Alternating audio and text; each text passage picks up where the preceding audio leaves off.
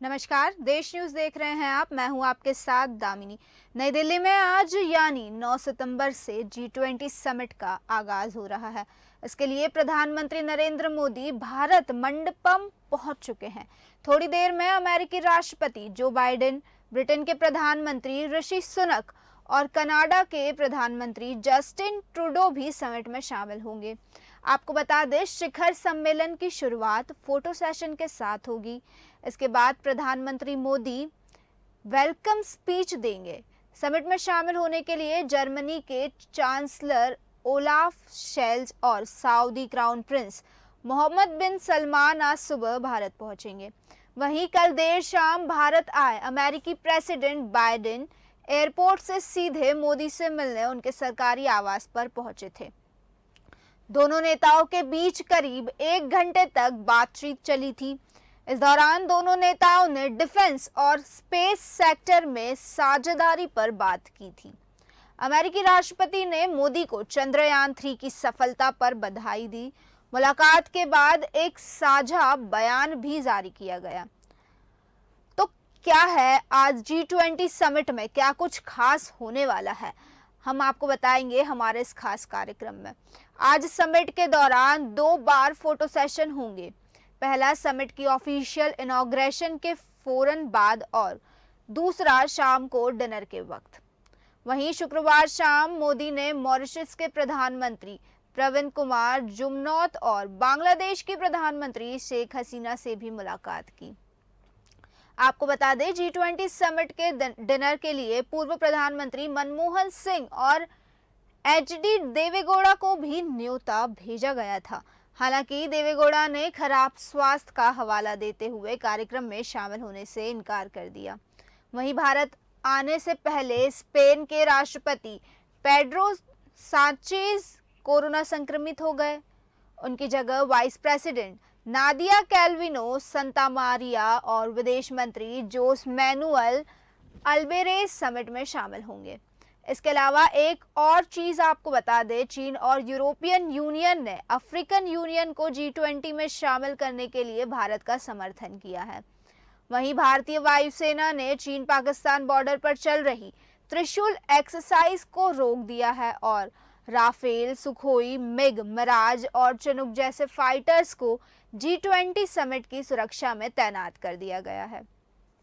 G20 शिखर सम्मेलन के इकलौते कल्चरल इवेंट में भारतीय संगीत की समृद्ध विरासत और ताकत दर्शाने के लिए भारतीय संगीत दर्शनम कार्यक्रम होगा। गांधर्व आदोदयम नाम का यह कार्यक्रम 3 घंटे का होगा।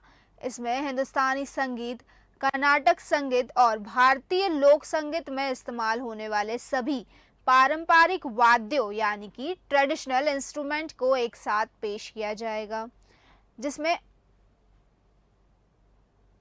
78 कलाकार भारत के 78 पारंपरिक वाद्य बजाएंगे। 78 वाद्यों में 34 हिंदुस्तानी, 18 कर्नाटक और 26 लोक संगीत के वाद्य शामिल हैं। इसमें खास बात यह है कि इस फिल्मी धुन का इस्तेमाल नहीं किया जाएगा और समापन पर सभी 78 वाद्य यंत्रों के साथ मिले सुर मेरा तुम्हारा बजाया जाएगा। दरअसल पिछले G20 समिट में रूस यूक्रेन युद्ध को लेकर सदस्य देशों के बीच सहमति नहीं बन पाई थी। तब रूस और चीन ने अपने आप को युद्ध के बारे में की गई टिप्पणियों से अलग कर लिया था। मगर सूत्रों की माने तो इस बार युद्ध से जुड़े दोनों ही पक्ष एक शब्दावली पर सहमत हो गए हैं। इसके लिए भारत ने दोनों पक्षों को अपने अपने रुख से थोड़ा पीछे हटने के लिए राजी कर लिया है। युद्ध के लिए किसी की निंदा करने वाले कठोर शब्द इसमें शामिल नहीं किए जाएंगे। वहीं G20 घोषणा पत्र में भारत के मुख्य मुद्दों को शामिल किया जाएगा। कर्ज में फंसे देशों की मदद के लिए G20 देश 5% योगदान देने पर सहमति दे सकते हैं। दरअसल G20 की पिछली बैठक में इन देशों ने इस बारे में 3900 से अधिक प्रतिबद्धताएं की थी। उनमें से लगभग 67 ही पूरी हो पाई थी। वहीं आर्थिक अपराधियों को एक दूसरे के सुपुर्द करने पर भी सहमति नहीं दिख पाई थी। आपको बता दें, पिछला G20 समिट इंडोनेशिया में हुआ था। भारत से पहले 2022 में इंडोनेशिया ने 374 करोड़ रुपए खर्च कर G20 समिट की मेजबानी की थी। वहीं समिट के आखिरी दिन जब घोषणा पत्र जारी करने की बात आई तो रूस और अमेरिका के यूक्रेन वार के जिक्र को लेकर आपस में ठन गई। समिट को फेल होने से बचाने के लिए इंडोनेशिया के राष्ट्रपति जोको विडोडो ने डिप्लोमेसी का सहारा लिया। उन्होंने रूस के विदेश मंत्री सरगेई लावरोव से मुलाकात की। जोको विडोडो ने लावरोव को घोषणा पत्र जारी होने से पहले ही वापस रूस चले जाने के लिए राजी कर लिया था। दरअसल अमेरिका और पश्चिमी देशों के मन मुताबिक घोषणा पत्र में यूक्रेन के जंग खत्म करने की मांग की गई थी। हालांकि उसके अंत में यह हिस्सा जरूर जुड़वाया गया कि इस घोषणा पत्र से चीन और रूस सहमत नहीं है। तो 10 महीने बाद अब भारत के सामने भी इसी तरह की चुनौतियां आ सकती है। क्या कुछ चुनौतियां आ सकती है भारत के सामने? क्या कुछ होने वाला है G20 को लेकर? क्योंकि चुनौती तो पहले इंडोनेशिया के सामने भी आई थी, जब इंडोनेशिया में 2022 में G20 समिट आयोजित किया गया था। तब रूस और चीन दोनों ही एक घोषणा पत्र पर सहमत नहीं थे। जिस वक्त इंडोनेशिया के प्रधानमंत्री ने डिप्लोमेसी का सहारा लेते हुए G20 समिट को फेल होने से बचाया था। आपको बता दें, उस दौरान इंडोनेशिया के प्रधानमंत्री ने रूस के विदेश मंत्री सरगेई लावरोव से मुलाकात की। उन्होंने जोको विडोडो को वापस जाने के लिए मना लिया था घोषणा पत्र जारी होने से पहले ही, लेकिन आखिरी में घोषणा पत्र में ये चीज जरूर लिख दी गई थी कि चीन और रूस इस घोषणा पत्र से सहमत नहीं है। तो इस चुनौती के बारे में और G20 समिट के बारे में अधिक जानकारी के लिए हमारे साथ जुड़ चुके हैं देश न्यूज के एडिटर इन चीफ जय श्रीवास्तव जी। जय जी, बहुत बहुत स्वागत है आपका। धन्यवाद। जय जी, मेरा सबसे पहला सवाल तो ये है कि जो पिछली बार G20 समिट हुआ था इंडोनेशिया में, उस पर जो रूस यूक्रेन जंग थी, उस पर रूस और चीन सहमत नहीं था घोषणा पत्र से। तो क्या इस बार भी भारत के सामने वही चुनौती आ सकती है? देखिए, रूस और यूक्रेन के बीच की जो लड़ाई है, इसमें बहुत महत्वपूर्ण भूमिका जो अमेरिका निभा रहा है जी। यही कारण है कि इतनी आसानी से ये लड़ाई रुकने वाली नहीं है जी। बावजूद इसके शुरू से ही भारतीय जो प्रधानमंत्री है ये था कि ये लड़ाई रुक जाए। इन्होंने काफी कोशिश की है, लेकिन ये अंतर्राष्ट्रीय मामला होने के कारण से इसमें कोई प्रेशर नहीं डाला जा सकता है। इसमें प्रेम से ही समझा के इस युद्धों को विराम लगा दिया जा सकता है। तो अभी भी जो है जो G20 समिट है, तो इस पर मोदी कोशिश कर रहे हैं कि इसके क्रेडिट लिया जाए और जो एक लड़ाई जो 1.5 साल से ऊपर समय हो चुका है, तो इस लड़ाई पर विराम लगा दिया जाए। इसमें अमेरिका को यदि समझाए और अमेरिका यदि समझ जाए कि हाँ, ये युद्धों को विराम लगाया जा सकता है, तभी ये संभव है, नहीं तो ये संभव नहीं है। कारण क्या है, जो यूक्रेन है वो बहुत छोटा देश है, उनकी इतनी हैसियत नहीं है कि वो इतना लंबा युद्ध जो है रूस से लड़ ले। लेकिन जब बहुत सारे और कंट्री है जो केवल और केवल रूस को कमजोर करना चाहते हैं, वो बैकडोर से इनको हथियार से लेके अन्य ताकत, आर्थिक मदद से लेके सारी मदद जो है उसमें प्रोवाइड कराते हैं। और यही कारण है कि यूक्रेन जैसे छोटा कंट्री भी जो है ये रूस के साथ लड़ाई लड़ने में इतने समय तक बिता पाए हैं। लेकिन तो जय जी, खबरें तो ये आ रही है कि प्रधानमंत्री नरेंद्र मोदी ने दोनों ही पक्षों को, अमेरिका और रूस को, सहमत कर लिया है। बहुत बड़ी उपलब्धि होगी अगर भारत के लिए कि अगर भारत उसमें मध्यस्थ कर पाए और दोनों को समझा के इस युद्ध पर विराम लगा पाए।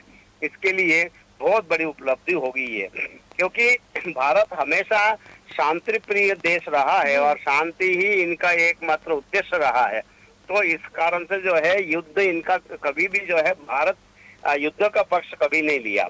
अगर ऐसा हुआ कि भारत के मध्यस्थता से रूस और यूक्रेन युद्ध रुक जाता है तो निश्चित रूप से अंतर्राष्ट्रीय स्तर पे मोदी की छवि बहुत ही सुदृढ़ होगा और इसमें चीन की जो भूमिका है ये जी कमजोर पड़ेगा। चीन इस पर इस मीटिंग में ना आकर जिस प्रकार से भारत को नीचे दिखाना चाह रहे थे, जी लेकिन वो नहीं हो पाया। मजबूरन चीन के जो प्रधानमंत्री है जी उनको यह भेजना पड़ा। तो चीन के प्रधानमंत्री कल ही आ चुके हैं। तो मुझे ऐसा लगता है कि ये एक उपलब्धि होगी कि अगर इस मीटिंग में जितने भी आर्थिक दृष्टिकोण से आतंक के ऊपर जो भी निर्णय लिया जाएगा, साथ यदि रूस और यूक्रेन की लड़ाई अगर रोकने में भारत कामयाब रहता है तो निश्चित रूप से एक बड़ा ये फैसला होगा और भारत के लिए ये बहुत अच्छी खबर होगी। चलिए जय जी, रूस यूक्रेन जंग से हटकर G20 समिट पर वापस आते हैं। जैसे कि G20 समिट की अध्यक्षता जो भारत को मिली है वो बहुत ही विपरीत परिस्थितियों में मिली है, जिस वक्त पूरी दुनिया में आर्थिक संकट जूझ रहा है। तो क्या G20 समिट की अध्यक्षता भारत को पीएम मोदी की वजह से मिली है? नहीं, ऐसा नहीं कहा जा सकता है क्योंकि एक रोटेशन सिस्टम है कि G20 में जितने भी देश शामिल है, 19 देश G20 में शामिल है और एक जो है यूरोप संघ है। ऐसा करके 20 देशों का जो है ये समूह है और इसमें रोटेशन सिस्टम है कि इस साल यदि भारत इसका अध्यक्षता कर पा रहा है तो अगले साल जर्मन करेगा, उसके अगले साल कोई और करेगा। मतलब ये रोटेशन सिस्टम है। ये किसी के ताकत, किसी की कमजोरी के कारण से ये मिलेगा ये नहीं कहा जा सकता है, क्योंकि ये इससे कोई इसका संबंध ही नहीं है। बल्कि ये रोटेशन सिस्टम है। जैसे पिछले बार आपने देखा होगा कि इंडोनेशिया इसका ये था आयोजक करता था। इसी प्रकार से जो है इस बार भारत की बारी है। मतलब अगर इसमें कोई मोदी के अलावा कोई दूसरा भी कोई प्रधानमंत्री होते तो निश्चित रूप से वो भी इसकी अध्यक्षता कर रहे होते। और इसी प्रकार से जो है ये नहीं कहा जा सकता है कि मोदी के कारण से अध्यक्षता मिली है, ये अतिशयोक्ति होगी। तो भारत G20 समिट में किन मुद्दों पर फोकस करने वाला है? केवल दो विशेष मुद्दा है। एक मुद्दा इनका है जो ये आर्थिक दृष्टिकोण से जो है कहाँ कमजोर है, कहाँ ये है, उसमें देखा जाएगा। और दूसरा आतंकवाद पर बात करने वाले हैं। तो ये जो G20 समिट है भारत में होने जा रहा है और कई देशों के राष्ट्र अध्यक्ष, 19 देशों के राष्ट्र अध्यक्ष भारत में है, भारत में समिट में शामिल होने जा रहे हैं। तो ये मंच भारत के लिए कितना ज्यादा फायदेमंद है?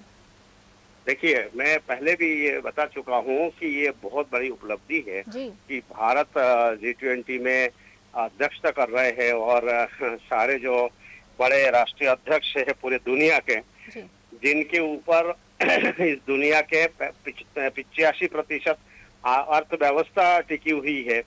तो ये सारे राष्ट्र अध्यक्ष के यहाँ आने से और जिस प्रकार से दिल्ली को सजाया गया है ये अद्भुत है। ये नजारा इतना शानदार है कि राष्ट्र अध्यक्ष जितने भी लोग यहाँ दिल्ली में है सभी ने इसकी तारीफ की है।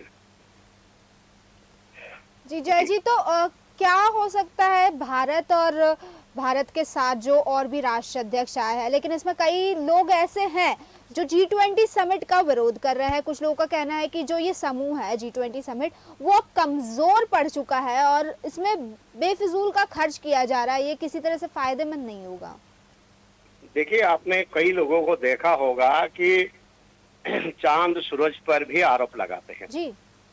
कुछ लोगों का जन्म ही आरोप लगाने के लिए होता है, तो उनका काम है कि वो आरोप लगाएंगे।